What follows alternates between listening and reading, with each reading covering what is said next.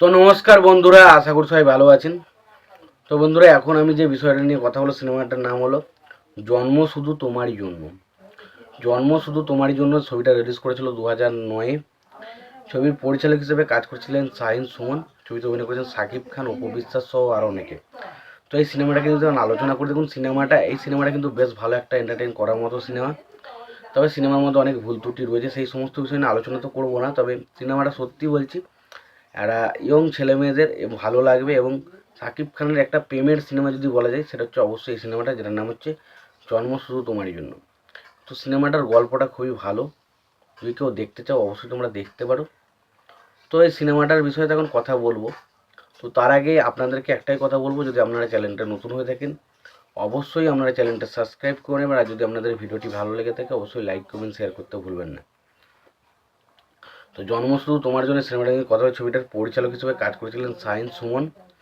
ছবিটার প্রযোজক হিসেবে কাজ করেছেন খুসরত আলম। ছবিটার গল্প লিখেছিলেন হচ্ছে আলুদানা হজরিয় বাবু।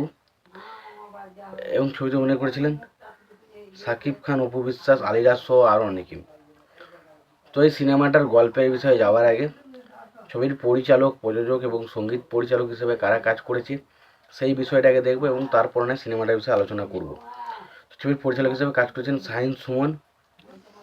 ছবিটার প্রযোজক হিসেবে কাজ করেছেন খুসরত আলম। ছবিটার গল্প লিখেছেন আবদুল্লাহ জহির বাবু।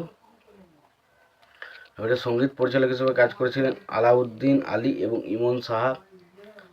ছবিটাতে অভিনয় করেছেন সাকিব খান, অপু বিশ্বাস, আলিরাজ, রেহেনা, জলি, কাবিলা, নাসরিন, মিজু আহমেদ, মিসা সওদাগর সহ আরও অনেকে।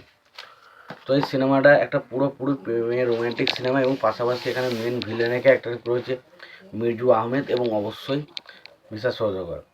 তো এখানে মিসা সওদাগরের সাথে সাকিব খানের যে ট্যাসেলগুলো আছে সেগুলো দেখতে মজা লাগে। মির্জু আহমেদ এখানে কিন্তু বেশ ভালো একটা ইন্টারেস্টিং ভিলেনের ক্যারেক্টার প্লে করেছে, সেই জায়গাটা দেখতে ভালো লাগে। পাশাপাশি ছবিতে অ্যাকশন সিনগুলো মোটামুটি ঠিকঠাক। এবার দেখুন, বাংলাদেশের অ্যাকশন সিন আগে তো এমনই করা হতো যেখানে প্রচণ্ড বেশি লাউড সাউন্ড ব্যবহার করা হতো, সেই ছবির মধ্যেও সেটা দেখতে পাই। বাট তবু বলছি, ঠিকঠাক গানগুলো, ইমন সাহা যে গানগুলোতে মিউজিক করেছেন সেগুলো সত্যিই ভালো শুনতে লাগে। এবং সত্যি বলছি, আরও যদি বেশ কিছু আমি কথা বলি ছবিটা নিয়ে, তো ছবির কিছু কিছু ইমোশনাল পয়েন্ট রয়েছে, সেগুলো দেখতে ভালো। এবং সাকিব খানের সাথে অপু বিশ্বাসের মধ্যে যে কেমিস্ট্রিটা ছবির মধ্যে দেখানো হয়েছে সেটা দারুণভাবে ওয়ার্ক করে।